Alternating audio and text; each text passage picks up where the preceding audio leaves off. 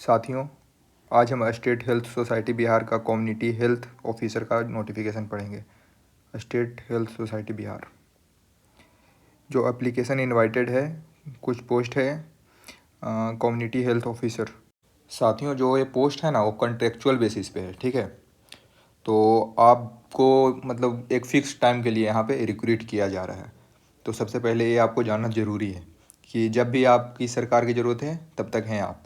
Okay, इसका कोई permanent नहीं बताया गया है कि आपको परमानेंट कर दिया जाएगा, जैसा कि आप लोग अभी भी होता है। सीएचओ पहले भर्ती हुए थे। खैर, इनका काम होता है कि लीड करते हैं प्राइमरी, जैसे कि ये आशा हो गई, मेल हेल्थ वर्कर हो गया, फीमेल हेल्थ वर्कर्स हो गया, जो भी सरकारी हॉस्पिटल्स में रहते हैं उनको ये लीड करने का काम करते हैं।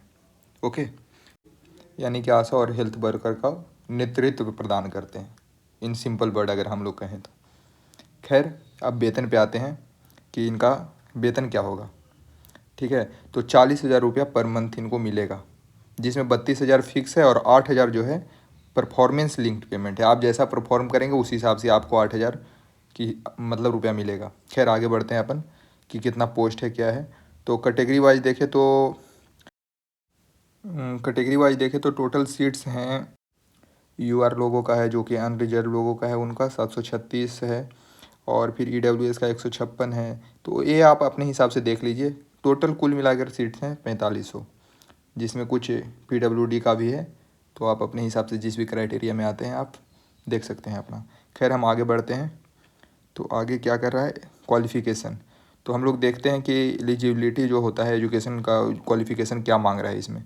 तो इसमें मांग रहा है बीएससी नर्सिंग, उसके साथ साथ integrated curriculum of certificate in community health, CCH।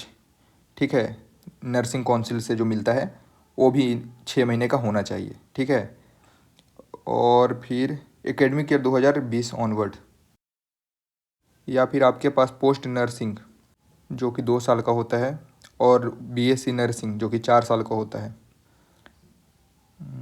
हाँ, 4 साल का होता है। उसका सर्टिफिकेट आपके पास होना चाहिए।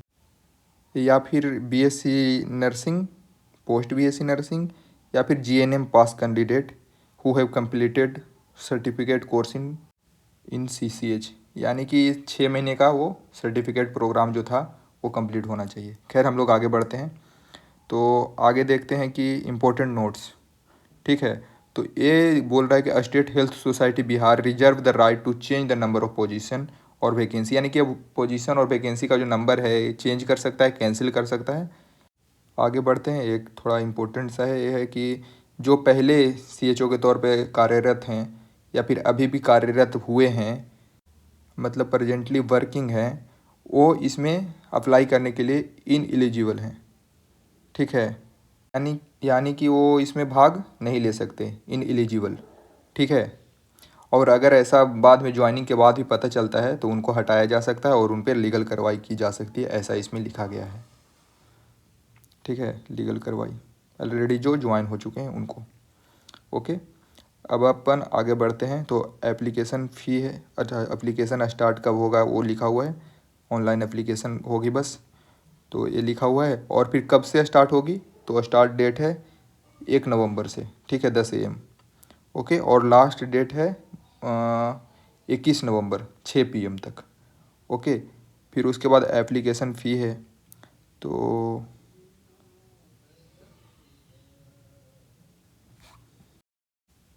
फिर उसके बाद एप्लीकेशन फ़ी है। तो अनरिजर्व और BC EWS के लिए 500, SC ST जो कि बिहार का डोमिसाइल है 250 रुपया, और PW के लिए 250 रुपया लगेगा। उसके बाद ऊपर कट ऑफ डेट है, मतलब इसी डेट 1 अक्टूबर 2024 के अनुसार ही आपका एज, एजुकेशन क्वालिफिकेशन का डिग्री, ये सब मान्य होगा। ठीक है, इसके अनुसार ही। ओके, यानी कि आप इससे अपना देखिए आप काउंट हो पा रहे हैं, एज ज़्यादा है कम है। एज लिमिट का बात कर रहा है तो मैक्सिमम एज लिमिट जो है अनरिजर्व और EWS के लिए मेल के लिए 42 है, और BC के लिए 45। वो अपने हिसाब से आप देख लीजिए। फिर मिनिमम एज 21 साल होना चाहिए, वो लिखा है। 10 ईयर का एज रिलैक्सेशन है PWD को, और 5 ईयर का एज रिलैक्सेशन होगा डिपार्टमेंटल कैंडिडेट को, जो कि अपना क्राइटेरिया पूरा कर रहे हैं ऊपर वाला। अगर आपको कुछ और ज़्यादा जानना है इसके बारे में तो आप ये जो साइट दिया है उसको विजिट कर सकते हैं। फिर नीचे एग्जीक्यूटिव डायरेक्टर का साइन है, और जो था इतना था बस। Thank you.